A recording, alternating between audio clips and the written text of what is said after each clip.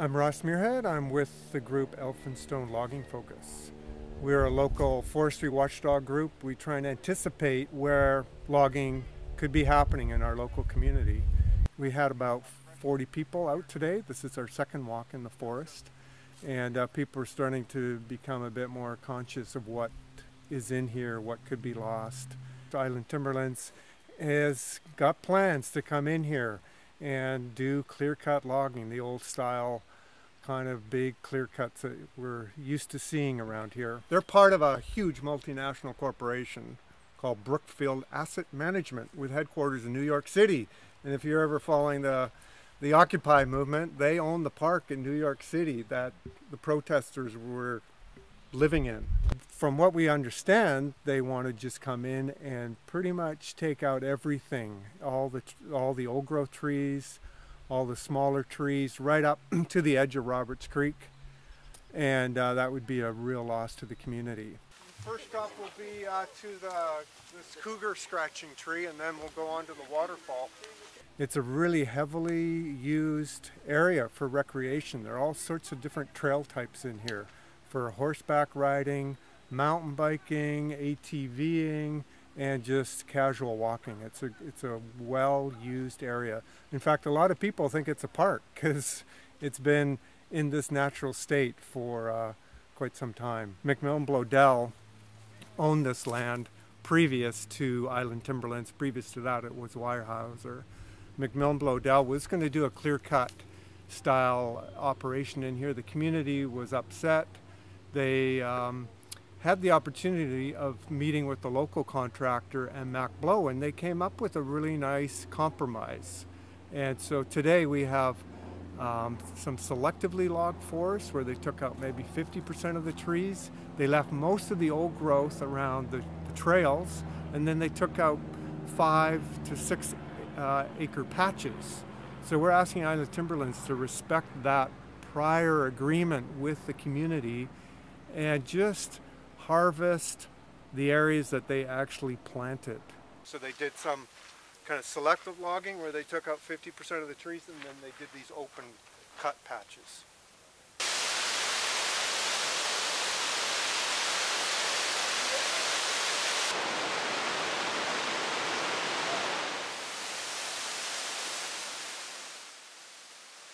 When I was a kid, many of our our utilities and things like that were shared.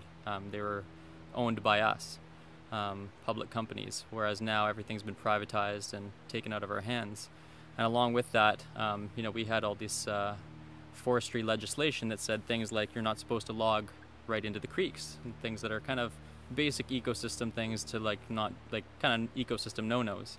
And what's happened is they've created legislation at the end of every piece of legislation that says notwithstanding logging, which basically means don't do bad things unless it means you can't log. And if in that case you can just log anyway.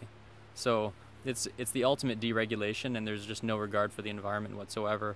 And we're not asking people to stop logging. We're just asking them to use use some common sense and some legislation that protects things like our water, protects really important trees that are protecting endangered or threatened species. Some real basics that can help the ecosystem maintain itself. I've been picking mushrooms here for maybe 8 years and identifying them all the time, and always finding mushrooms that are just not in bucks. They're just like, what's this? No idea what it is. Yeah, I think it's just foolish to think that we can destroy some of the last habitat of these billions of year old creatures, and as if it doesn't matter, when in reality some of these mushrooms might have some of the biochemistry that might save us from whatever cancer or whatever ailment. I mean, a lot of mushrooms have a lot of medicinal properties, so it's certainly something worth looking into. But you go to even in the interior in BC and you don't find the amount of concentrated mushrooms within a small area as you do here. Here it's everywhere all the time. It's just amazing. Like in the middle of whenever season, there's always a bunch of mushrooms around. Yeah. And up in these hills. It's a unique ecosystem. It's amazing. But you see, what happens is when trees are cut, and especially uprooted like clear cuts are, all the excess water from rainfalls coming down from the mountain just gets poured. It's not absorbed by the roots. Like all those trees that were there We're absorbing all the water, including the mushroom mycelium.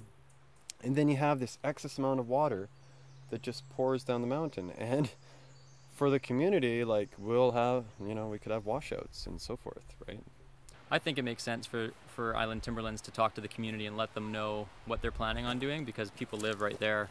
Roberts Creek is right there, and there's old growth trees all along the creek. So it'd be good for the community to participate and let, you know, we should let them know what we're thinking, and they should let us know what they're thinking before they go ahead, even if they do have the legal right to come in here and log whatever they want, according to the province. I think it just makes sense for there to be some talking. So we're hoping Island Timberlands will meet with the community well in advance of setting down any plans to bring in their equipment. We think we can come to an agreement if the company is willing to come out, listen to what the community has to say. Have to be some give and take, but if we don't see some better communication with the company, we're just concerned that there could be a confrontation.